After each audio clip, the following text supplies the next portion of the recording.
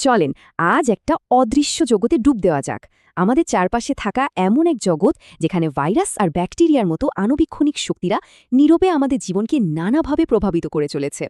তো এই লোকানো রাজ্যটাকে কাছ থেকে চেনার জন্য আমরা সবাই তৈরি তো? আজকের এই যাত্রায় আমরা কি দেখব? প্রথমে তো আমাদের চারপাশের এই অদৃশ্য জগৎটা সম্পর্কে জানব। তারপর দেখব ভাইরাস আসলে জীব না জ্বর, এই রহস্যটা। এরপর ব্যাকটেরিয়ার ক্ষমতা নিয়ে কথা বলবো। দেখব এদের কোনটা ভালো আর কোনটা খারাপ।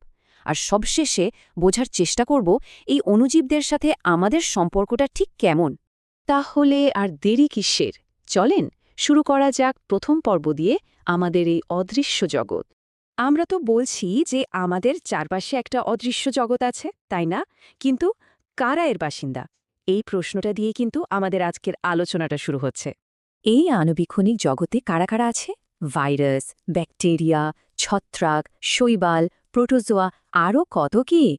আর সবচেয়ে ইন্টারেস্টিং ব্যাপার কি জানেন? এদের বেশিরভাগই কিন্তু আমাদের ক্ষতি করে না, বরং উপকার করে। যেমন আমাদের হজমে সাহায্য করা ব্যাকটেরিয়া। তবে হ্যাঁ, কিছু তো আছেই যারা আমাদের অসুস্থ করে তোলে। আচ্ছা, এবার আসা যাক ভাইরাসের গল্পে। আর ভাইরাস নিয়ে কথা বলতে গেলে সবার আগে যে প্রশ্নটা মাথায় আসে সেটা হলো, ভাইরাস কি জীব নাকি জড়? দেখুন, ভাইরাসকে অনেকটা একটা পেনড্রাইভের মতো ভাবতে পারেন, যার ভেতরে কিছু জেনেটিক কোড আছে আর বাইরে একটা প্রোটিনের খোলস। ব্যাস, কোনো কোষের মতো জটিল ব্যাপার-স্যাপার এর মধ্যে নেই। আর এতটাই ছোট যে এদের দেখতে সাধারণ মাইক্রোস্কোপে হবে না, শক্তিশালী ইলেকট্রন মাইক্রোস্কোপ লাগবে। আর এখানেই কিন্তু আসল মজাটা। একটা জীবন্ত কোষের বাইরে ভাইরাস একদম মরা, মানে একটা ধুলোর কণার মতো। কিন্তু যেই মুহূর্তে ওটা একটা জীবন্ত কোষের ভেতরে ঢুকে পড়ে, ব্যাস, যেন ম্যাজিকের মতো জ্যান্ত হয়ে ওঠে। ওই কোষটাকে হাইজ্যাক করে নিজের হাজার হাজার কপি বানানো শুরু করে দেয়। মানে একটা মাস্টার প্যারাসাইট, বুঝতেই পারছেন। ভাইরাসদের চেহারাতেও কিন্তু অনেক ভ্যারাইটি। কোনোটা গোল, কোনোটা লম্বা রডের মতো, আবার কোনোটা দেখতে ঠিক যেন ব্যাঙাচি। যেমন ধরেন ব্যাকটেরিওফাজ ভাইরাসের কথা, ওটার দেখতে একদম ব্যাঙাচির মতো, আর ওর কাজই হল ব্যাকটেরিয়াকে অ্যাট্যাক করা। ভাইরাসের এই অদ্ভুত জগৎ থেকে বেরিয়ে এবার আমরা আসব ব্যাকটেরিয়ার কাছে।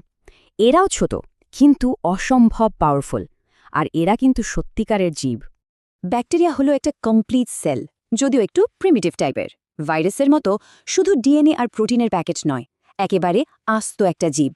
আর এই ছোট্ট জীবদের প্রথম দেখেছিলেন বিজ্ঞানী অ্যান্টনি ভন লিউয়েনহুক। ভাবা যায় তখন থেকেই মাইক্রোবায়োলজির শুরু।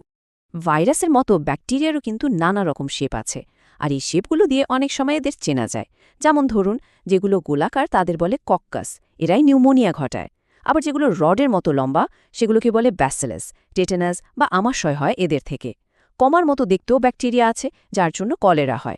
আর কিছু আছে একদম স্প্রিংয়ের মতো প্যাঁচানো, সেগুলোকে বলে স্পাইরিলাম। তো ভাইরাস আর ব্যাকটেরিয়া সম্পর্কে তো অনেক কিছু জানা হলো। এখন আসল প্রশ্নটা করি, এরা আমাদের বন্ধু নাকি শত্রু? উত্তরটা কিন্তু বেশ মজার। আসলে এরা দুটোই। চলেন এদের এই ভালো আর খারাপ দুইটা দিকে একটু দেখি। প্রথমেই আসি খারাপ দিকটায়। ভাইরাসের কথা যদি বলি, মামস, হাম, ইনফ্লুয়েঞ্জা এসব তো আছেই। আর কোভিড-19 তো আমরা সবাই দেখলাম একটা ভাইরাস কি করতে পারে। আবার শুধু মানুষ নয়, গাছেরও রোগ ঘটায় এরা। আর ব্যাকটেরিয়া, তারাও কম যায় না। নিউমোনিয়া, টিটানাস, কলেরা, টিবি, লিস্টটা বেশ লম্বা। এমনকি আমাদের খাবার যে পচে যায় সেটার জন্যও কিন্তু এরাই দায়ী। কিন্তু এটা তো মুদ্রার এক পিঠ। এবার অন্য পিঠটা দেখি। এই অণুজীবগুলোই কিন্তু আমাদের জন্য অবিশ্বাস্যভাবে উপকারী। যেমন ধরেন, ভাইরাসকে ব্যবহার করেই কিন্তু পোলিও, গুটি বসন্তের মতো মারাত্মক রোগের ভ্যাকসিন তৈরি হয়েছে। জেনেটিক ইঞ্জিনিয়ারিংয়েও এদের বিরাট ভূমিকা আছে। আর ব্যাকটেরিয়া তো আরও এক কাঠি সরেস। এরা আবর্জনা পচিয়ে আমাদের পরিবেশকে পরিষ্কার রাখে, মাটিতে নাইট্রোজেন ফিরিয়ে দিয়ে উর্বরতা বাড়ায়। আমরা যে দই খাই সেটাও ব্যাকটেরিয়ার জন্য। আর কত যে জীবন বাঁচানো অ্যান্টিবায়োটিক এদের থেকে তৈরি হয় তার তো কোনো হিসাবই নেই। তো আমরা ভালো দেখলাম, খারাপ দেখলাম। এখন সময় হয়েছে সব মিলিয়ে একটা বড় ছবি দেখার। মানে একসাথে এরা কিভাবে কাজ করে। সোজা কথায়, আমাদের পৃথিবীটা আসলে এই আণুবীক্ষণিক বন্ধু আর শত্রুদের একটা বিশাল খেলার মাঠ। এদের মধ্যে একটা কনস্ট্যান্ট ইন্টারঅ্যাকশন চলছে।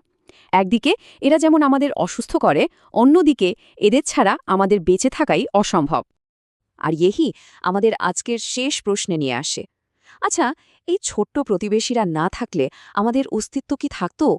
একটু ভেবে দেখার মতো, তাই না? পরের বার যখন দই খাবেন বা সর্দি কাশি থেকে সেরে উঠবেন, তখন একবার ভাববেন কিন্তু আমাদের চোখের আড়ালে কি বিশাল একটা জগৎ কাজ করে চলেছে। কে জানে, এই ভাবনাটাই হয়তো আমাদের চারপাশের পৃথিবীকে দেখার চোখটাই বদলে দেবে।